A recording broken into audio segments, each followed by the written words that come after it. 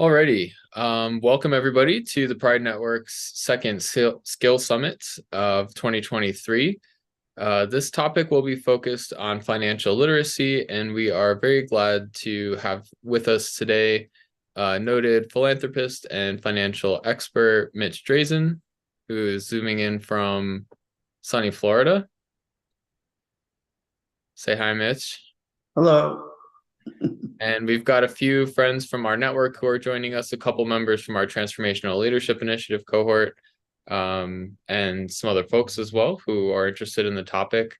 Of all the topics that we covered in our application, in order to get a sense of what we needed to be discussing more to help emerging LGBTQ leaders become even more successful with respect to professional development, financial literacy came in, I think, at the top of the list. So we're glad that we get to dive into some of these issues today.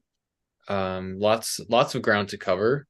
And we're really hoping to make this more of like a Q&A style event and be specific about the needs that the people who are in this room with us are curious about or have regarding their own financial wellness. But I'll turn it over to Mitch. You can give us a little bit more of an intro, and then we'll get started with some questions.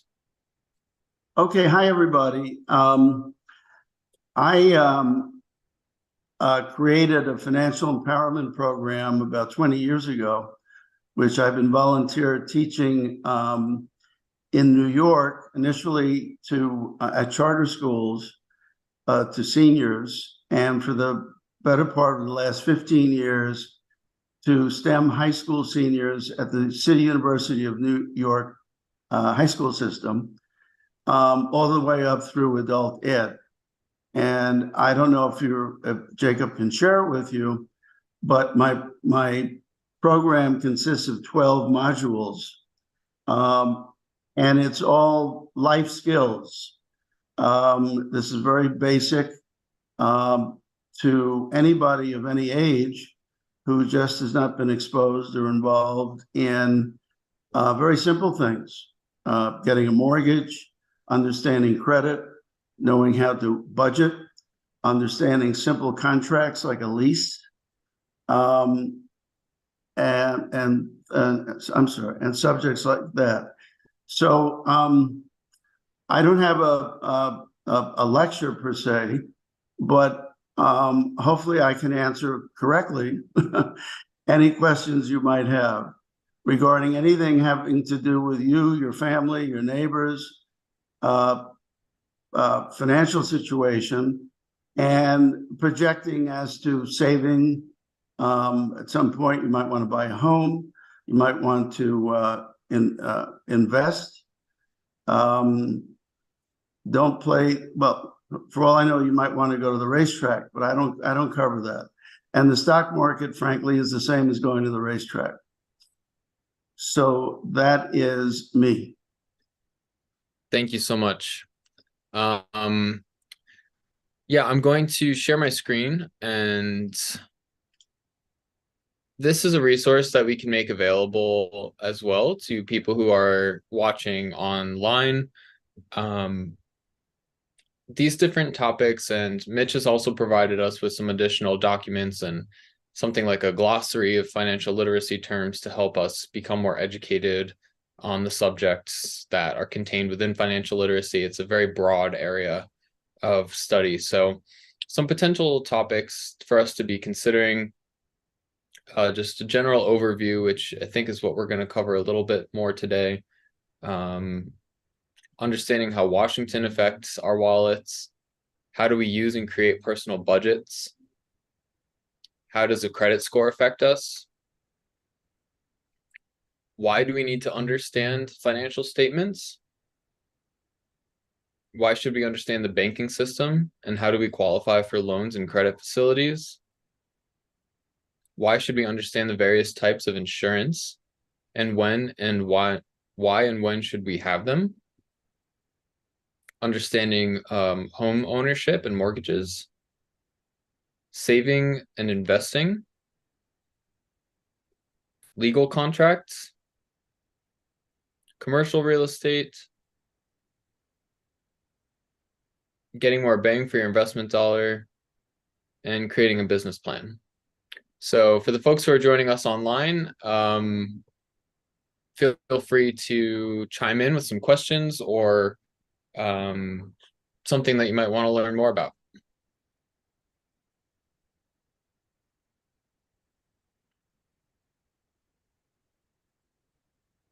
Or you could just say hello. Or that.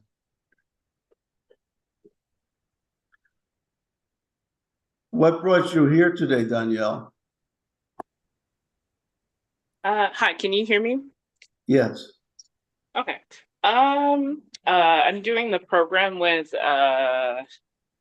everyone else, and with Jacob. So it was also on the top of my list, financial wellness. And so I feel like I've never, like in my life, had a lot of money.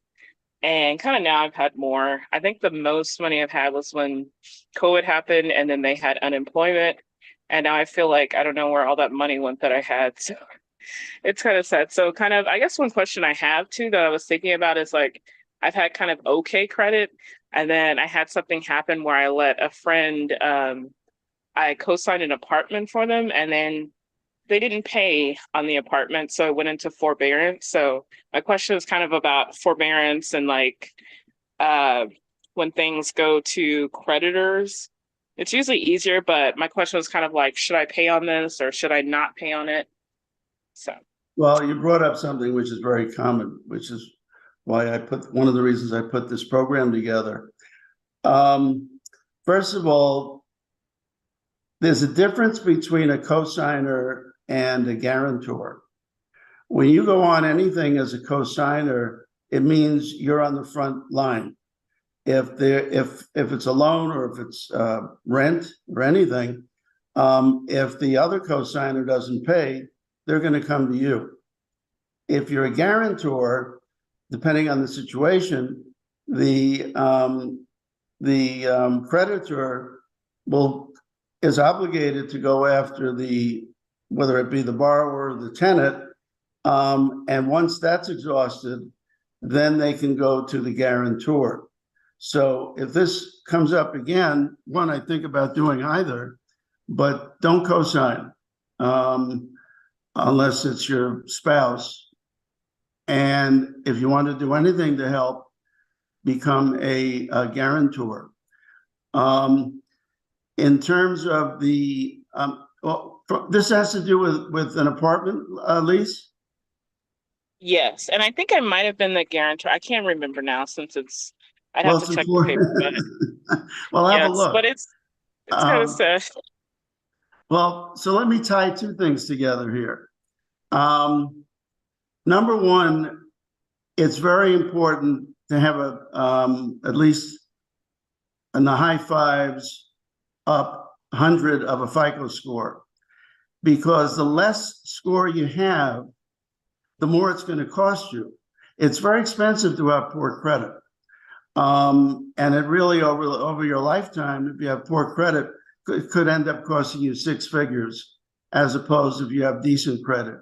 Even if you apply for a mortgage and you don't qualify for market rate mortgages, the government and New York State, I'm familiar with New York, and New York City have programs to help people who don't qualify for conforming mortgages to in fact have a mortgage, but they don't talk to you unless you have a credit score of, depending on who it is, 600 or 650 minimum.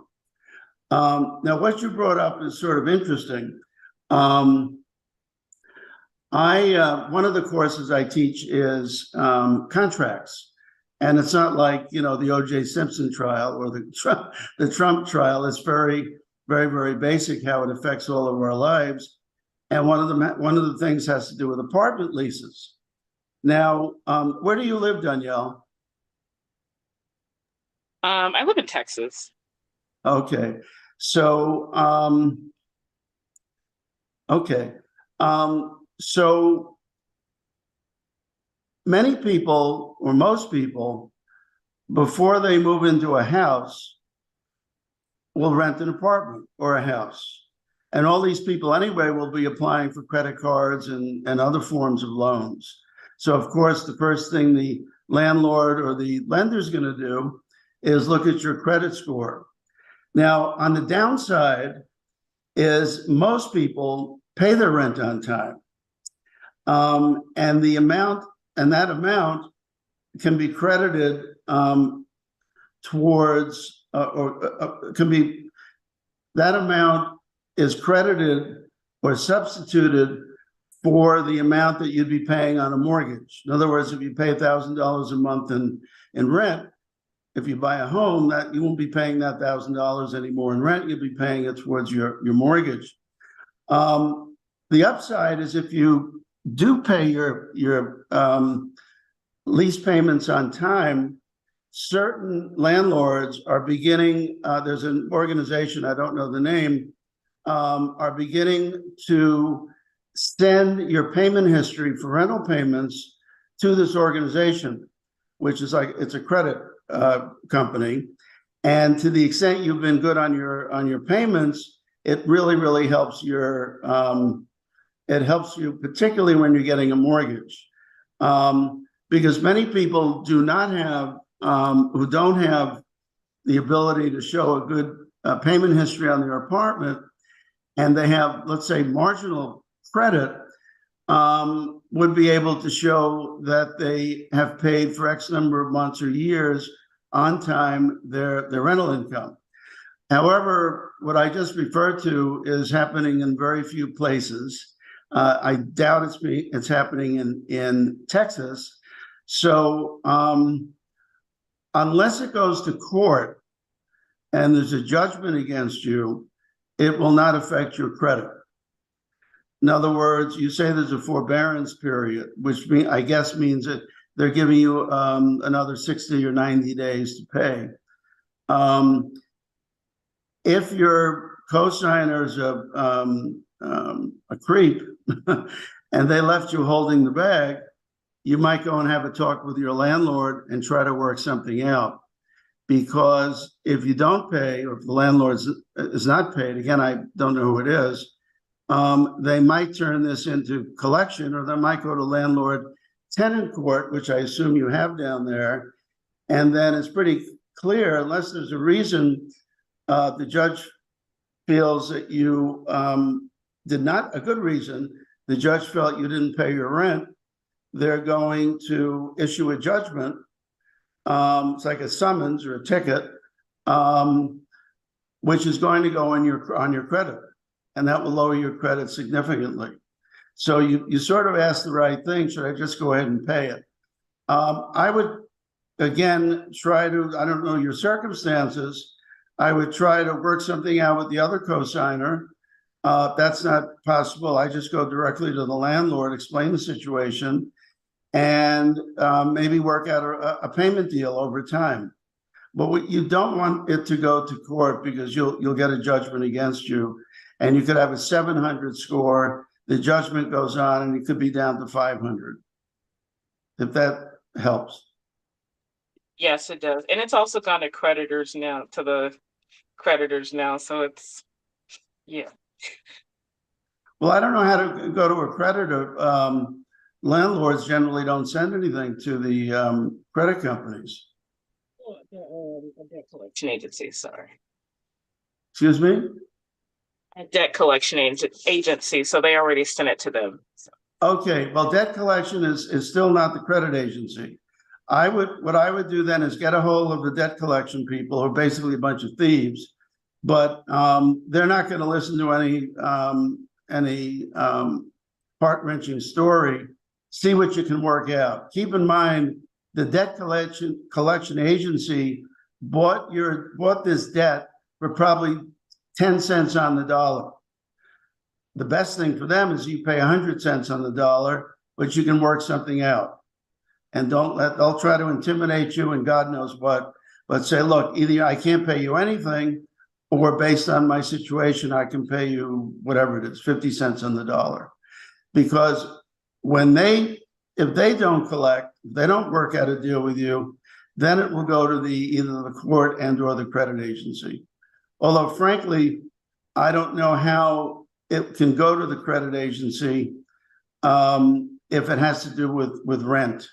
But I do know it could go to the court and there could be a judgment. And that's expensive because you'll have to maybe pay for a lawyer. See what you can work out with the debt collector. And keep in mind they're pricks, if I can use that word. And they paid for your debt at, maybe 5, 10, 15 cents on the dollar. If that helps. Yes, thank you. Mm-hmm. Now, Virgil, what can we do for you? Hi, I'm Virgil. I mainly just wanted to be able to listen today and learn. I don't have a specific question, so I'm not in that exact same boat, but it's an area that, like Danielle said, it's an area I identified as a weakness for me when I was applying to programs in this area. Or applying to programs with Jacob, I really wanted to be able to learn and develop. And part of that is just because I think my financial literacy skills are really very, very fundamental, very basic. I don't have a lot. That's better than most people. They don't have any. It works. You said you've had a weakness. Well, how would you define the weakness? I would say my biggest thing with my weakness is just that I have spent a lot of time not wanting to do anything around finances because it freaks me out and scares me. And so I'm trying to educate myself and actually be able to make good decisions. I don't feel that I've made necessarily bad decisions, but I know that I will if I don't. The best thing to do, and this is common whenever I deal with younger folks, is to make a budget. Okay. What you should do, and I don't have a copy of one to share, but it's rather easy. You take a piece of paper, make a rectangle, add 12 columns for 12 months, and it doesn't have to be calendar year. It can be any 12 months. And then on the top, you have income, which could be anything, including loans, anything. And then on the bottom, but you should, under income, you should put whether you have salary, whether you have commissions, whether it comes from a loan or from a welfare payment. And then you list your expenses. There are two kinds of expenses. One is called fixed and the other is called variable. Fixed are things you have to pay every month, like Danielle's rent. Not that you have to pay Danielle's rent. You have to pay rent, you have to pay insurance, you have to pay for your telephone, whatever you have to pay for every month, that goes on top. And those are your fixed expenses. Underneath that is variable, which means if and when you have the money and the desire, you spend it. Could be clothes, by the way, part of the fixed expenses should be food. But in the variable, it could be restaurants, could be clothes, it could be concerts. It's things that you don't have to do, but you want to do. And then what you do is you subtract your expenses from your income and see what you come up with. If it's equal, that's fine. If you have a surplus, don't blow it, because at some point, some month, when certain payments are due, you might need a little extra money. So I would set up sort of what we call a reserve fund, and I would you can keep that any way you want. You can do it as under your income line, under your expense line, or on the bottom line under the total. So you're building up whatever surpluses you might have. On the other side, which is probably more crucial, if you're showing up negative, that's a problem. So what you do is you go back and you look at what you can cut or how you can earn more. And if it is significantly in the negative, when I say significant, that depends on who you are and what your situation is. You're going to have to then borrow from a family member or a bank, or who I use the word bank. These days, there are many other ways of doing it, to fill that deficit. But the lender should want to see, and if they don't, by the way, don't go to them because they'll charge you too much in interest. They should want to see what your credit is, and they're going to want to look at your income, your cash flow statement for the past 1 to 2 years, to see, really if you can repay this loan, to include the mortgages. But the way to get comfortable, because it's really just you and the paper, is create a budget. And it's what it is. It's a financial picture of your cash flow.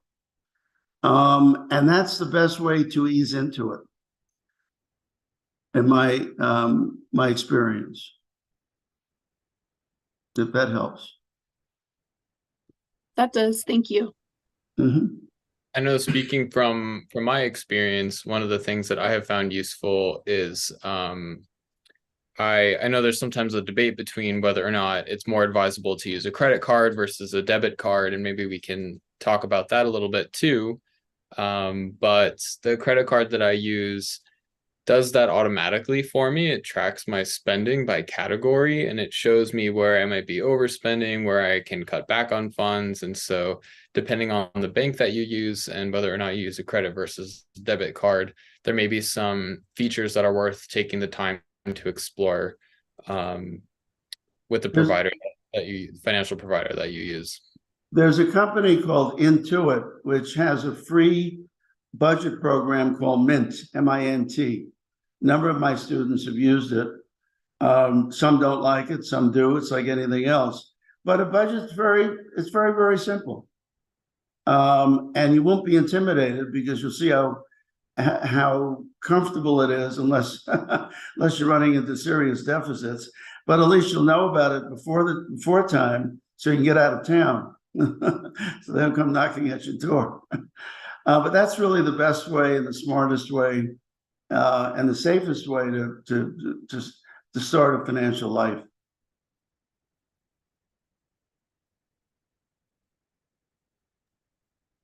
And Andrew, welcome to our Skill Summit. Would you have any questions that you'd like to bring up to Mitch?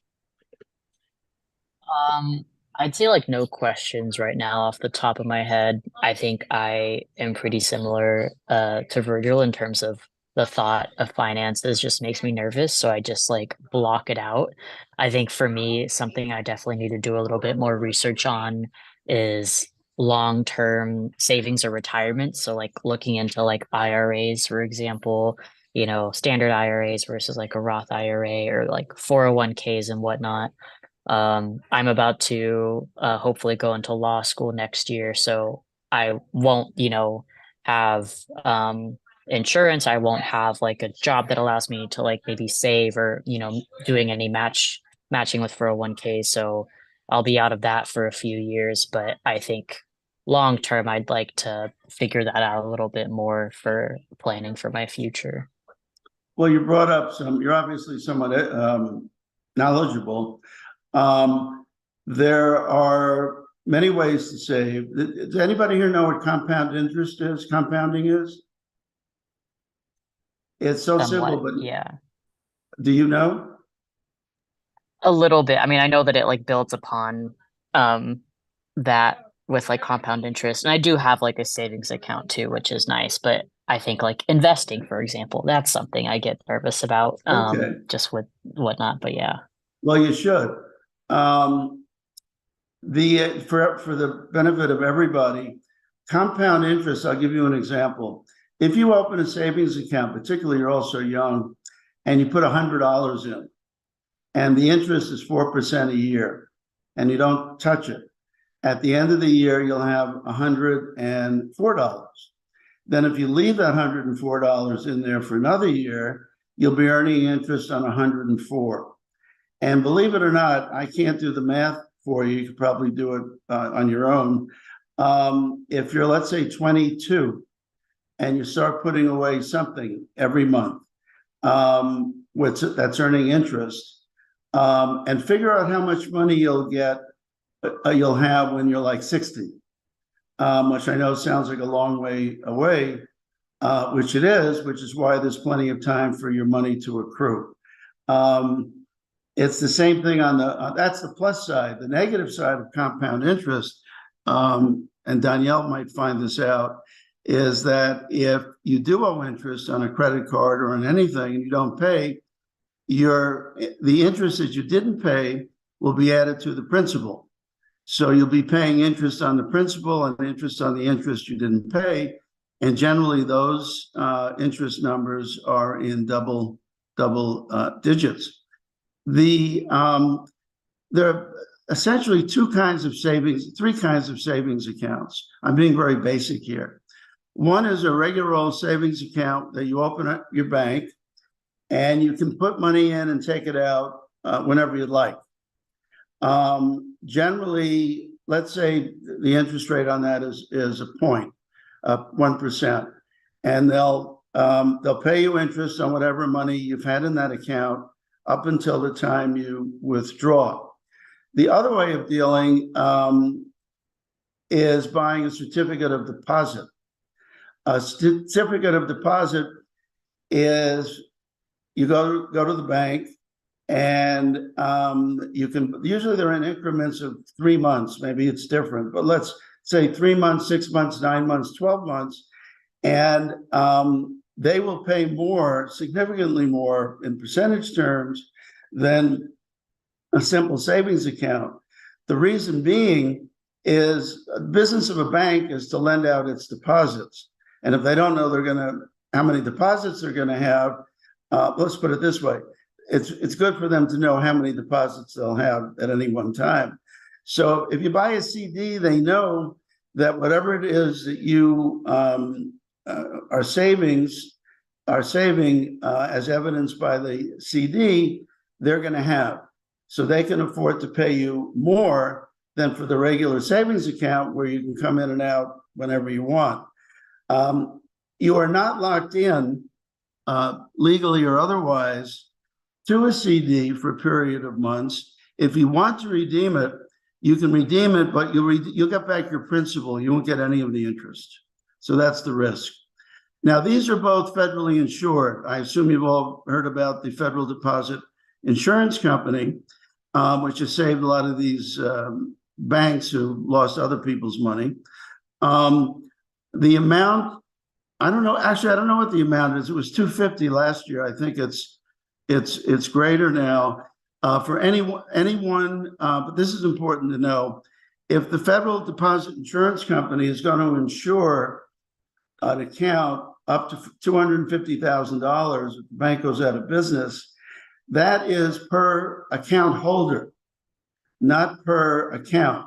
So if Virgil had 3 accounts at Bank X and they all had $250,000 or more, she'd only be covered for the $250,000. A lot of people don't understand that. The next safest there's a risk reward, as we all know, is called money market funds. And money market funds are generally sold by banks, I believe, or certainly brokerage firms. And they pay a bit more than either of what I just referred to. And they're liquid, I believe, which means you can come in and out as you'd like. The only downside is they're not insured. And the last financial crisis we had, the money market funds were all wiped out. So keep that in mind. Now, Andrew brought up something interesting, which I didn't know, but when I was your age, I didn't have it. There are 2 types of IRAs. One is called a Roth IRA, and the other is called the standard. And generally what's recommended for younger people, when you're making less and you'll be in a lower tax bracket than you will be when you're, let's say, 40, 45, is that you put money in a Roth IRA.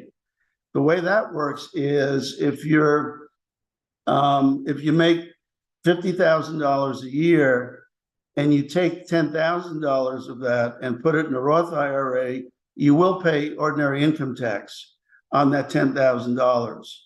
However, When you take it out, whenever you're permitted to take money out of your IRA, you will not pay any tax.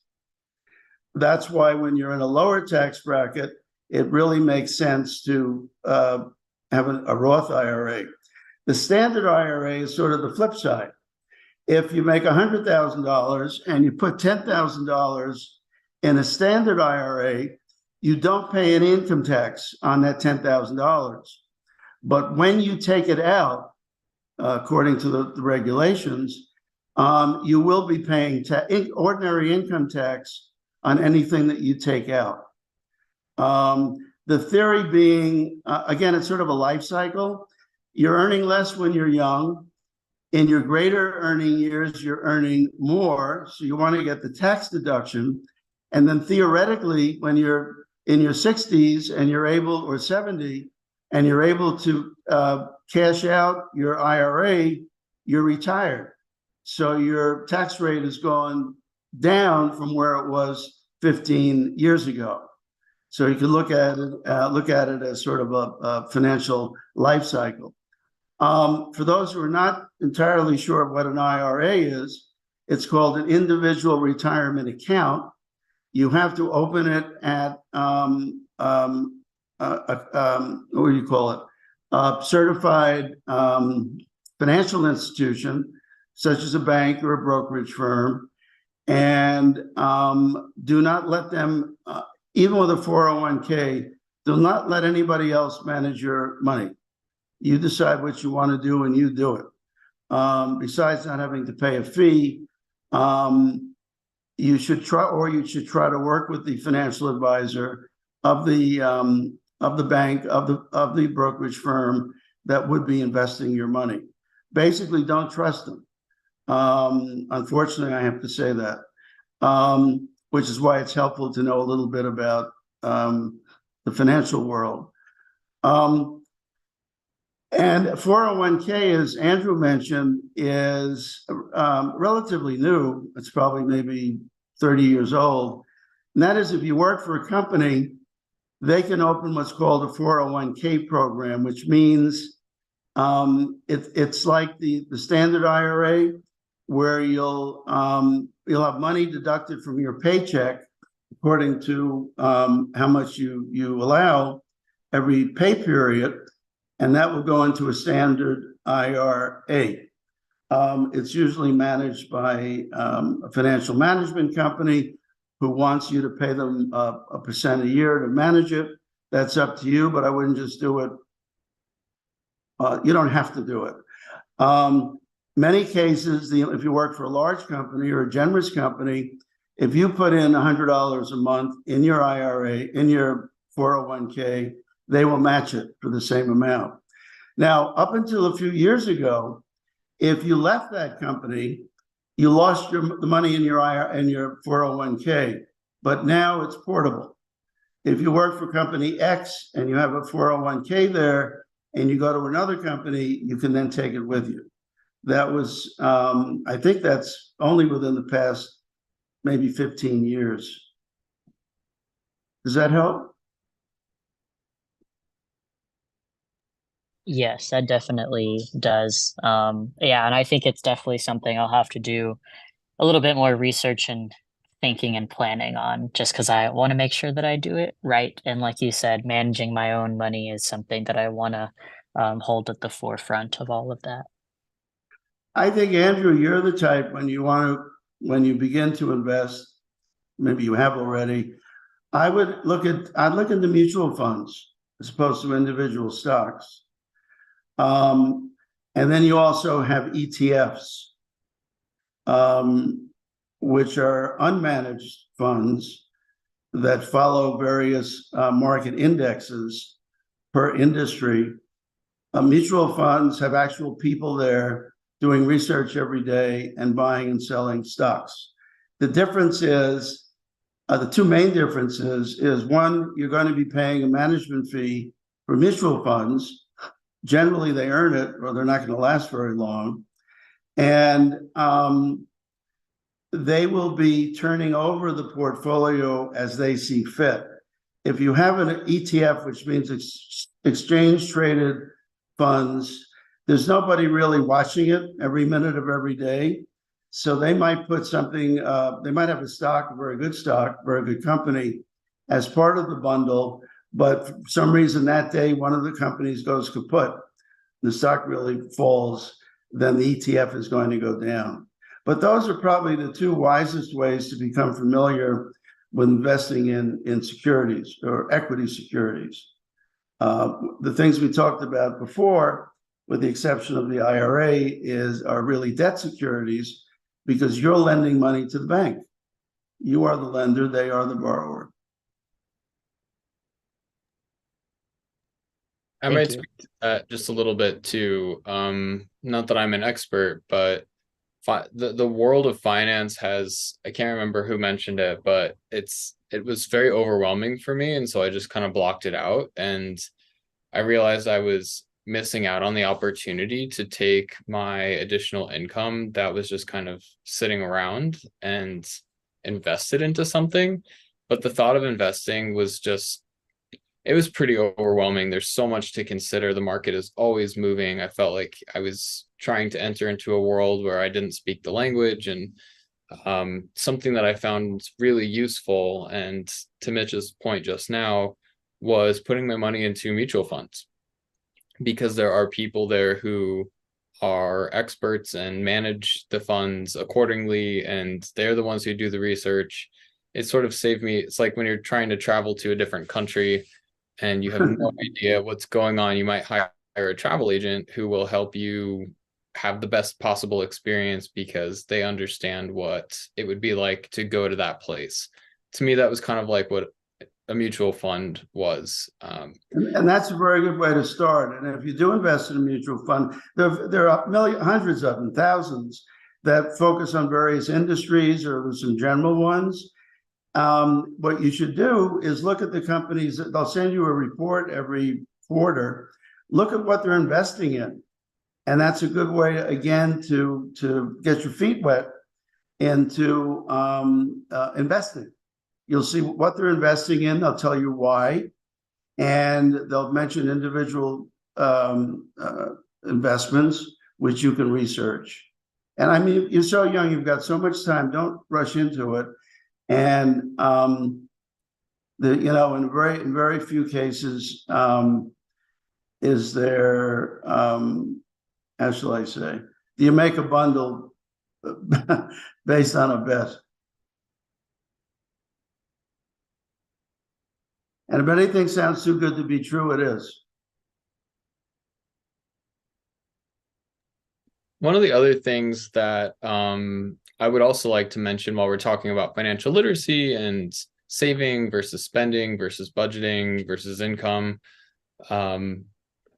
there's also a lot to be said around people who are in a much lower tax bracket, not really having funds available to, put $6,000 a year into their Roth IRA, that they might have to do something smaller.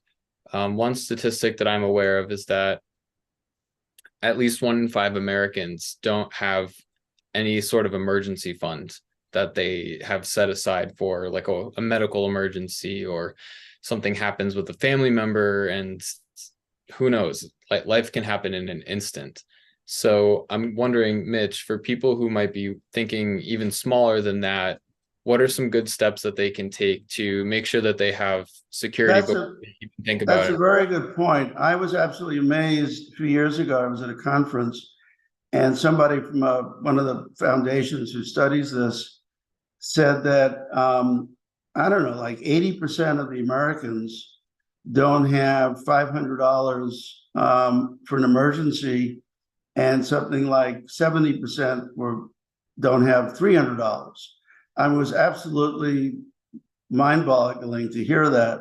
So going back to what we were discussing with budgeting, you should always have a reserve. And I would, again, it depends on your life, on your family situation. I would try to have a reserve in the bank, in a savings account, not a CD, but something you can earn interest on and withdraw, which would be a simple savings or a money market. Again, I'd say for at least $500.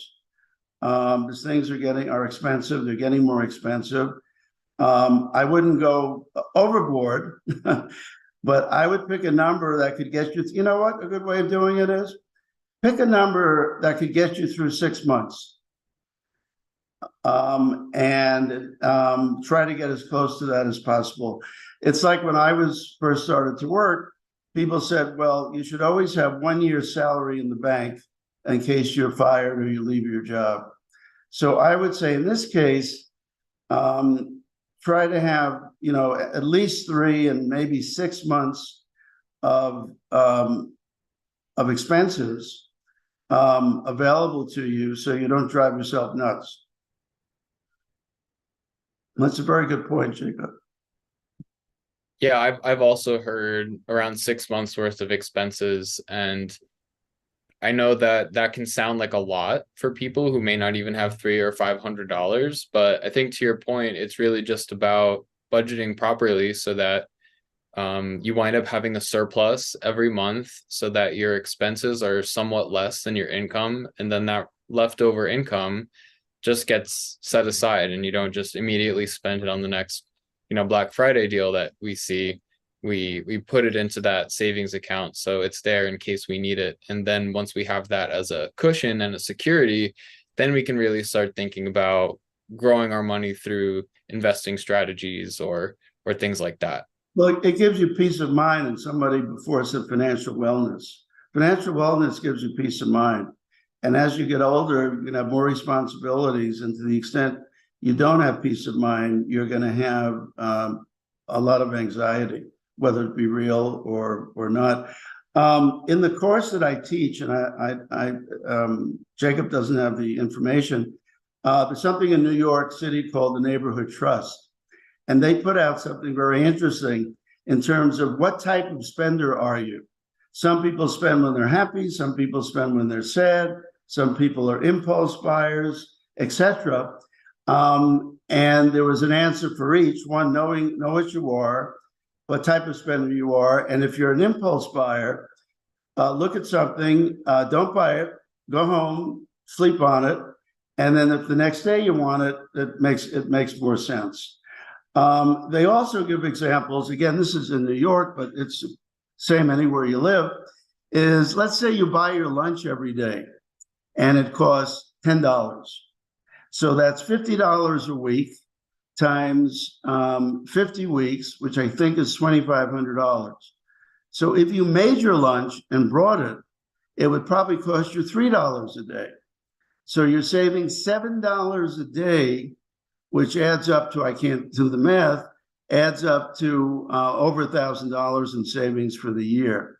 It's little things like that that really doesn't affect your quality of life, but can help your financial quality of life.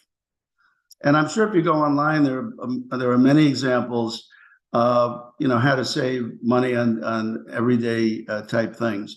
Like in New York, I remember one example they used is the subway. If you buy a subway ticket for every day or every week, it's going to cost you X amount. If you buy a yearly, it's going to save you maybe $1,000. I don't know, but it's a significant amount of money. So it's little things like this that everybody from 18 when they leave home to they die, go through these things, and it's like something that's obvious right in front of you, but you don't think about it, and it's not intimidating because it's between you and you. Yeah, I love that you brought up also this, I guess we could kind of qualify it as the difference between let's call it money IQ, like your depth of understanding of financial literacy, how much you know about investing, real estate, the stock market, borrowing money, things like that, versus what we might also call money EQ, or your emotional relationship to money. How do you feel about money? Do you spend when you're sad? Do you spend when you're happy? Is it something that we use as like a retail therapy? Becoming aware of those patterns of behavior within ourselves and becoming aware of those attitudes can give us a lot of power over how we may not realize we're actually spending our hard-earned money on things that really don't align with our long-term goals and visions for the future and things that we value. So having that self-awareness is just as important, perhaps if not more important, than having money IQ, because it's really only until you can know how to spend your money properly when you would take steps to figure that out. Everybody here who's either watching online or joining us on the summit is clearly at a point where we may not have all the info in the world, but we have enough self-awareness to say, I don't have the relationship to money that I want right now, but I'm interested in changing that and growing in this area so that I can become more successful and lead a life that's more aligned with my goals and vision for the future. One simple technique I want to share quickly is from a Japanese billionaire named Ken Honda, who is a Zen practitioner. He does a lot of meditation. And in the Japanese tradition, in Zen tradition, they have different ways of thinking about money. And the way that he likes to think about money is just like the air that he breathes. It's there when it comes in, and then it's not there when it comes out, but it's going to come in again. There's this constant in breath, out breath. And so he advises what he calls the arigato practice. Arigato means thank you in Japanese. And so whenever you spend your money on something, it's like you're exhaling and you just say thank you. You acknowledge that, you know, you have enough money to buy whatever it is that you're spending your money on. And that's an opportunity to be grateful and have gratitude. Likewise, when money comes in, it's like the breath coming in. You just say thank you, and it's an opportunity to be grateful. So cultivating a gratitude based relationship with money can have a tremendous difference in the way that we hold it, because a lot of times we may have an anxious relationship to money, like, oh, there's not enough. So just shifting the attitude, using the arigato technique is something we talk about in our leadership training that we offer in the Transformational Leadership Initiative. But it's something I thought would be worthwhile sharing today also. Figure out what you're comfortable with. At this point, you should get to know the tools, and that you can do online or a bookshop. Try not to ask anybody unless they know what they're talking about. And then, you know, it's like trying on a new pair of shoes. Get comfortable. Everybody's got a different life. They've got different EQs, different ambitions, different obligations, and figure it out for yourself. You're all smart young folks, so it's just something you have to focus on.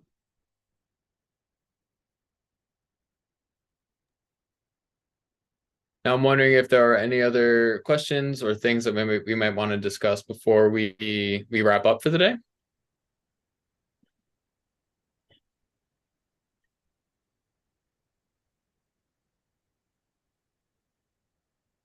Well, Mitch, any final words of wisdom?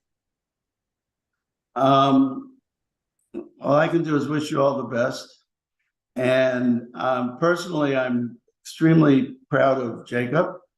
I've known Jacob since before he had a beard, that's for sure. I don't even know if he shaved when I first met him. He was a point scholar, as you all probably know, and I was on the board. And Jacob became an informal mentee and a friend. And he is a role model for all of you, whether you want to do what he's doing or not. He made something from nothing. And I know for a fact that many donors, serious donors in our community, have been very impressed with him. So you have a role model in your midst, I'm sure most of you realize. And while he is not old and wise, he is young and wise for a young person. He's sort of cute too. Oh, thank you. One of the things that we really value at the Pride Network is we call it peer mentorship. So we recognize that everybody who comes into contact with us and is a part of our community, our growing community of emerging LGBTQ leaders, has some particular skill or perspective to offer that can benefit everyone. So we love taking these opportunities to have true experts in their fields join us to dive into topics that are important and relevant and essential for our growth as people and young leaders. And so I'm sure I can speak for all of us on the meeting today when I say thank you, Mitch, for joining us and sharing your knowledge and time. We're grateful. I'm very grateful for you. You've been such a role model to me and mentor in my life. And yes, we have a Friendsgiving celebration that's going to be starting in just about 5 minutes on this call. So, excuse me. So for those of you who are here and want to join for that, we'll take a 5-minute break and then we'll regroup at the hour and we'll play some games and hang out. And it's a nice opportunity to celebrate the holiday. So hope everybody has a great Thanksgiving. And thank you again, Mitch, for being with us. You're very, very welcome. Bye-bye. Thank Bye. you.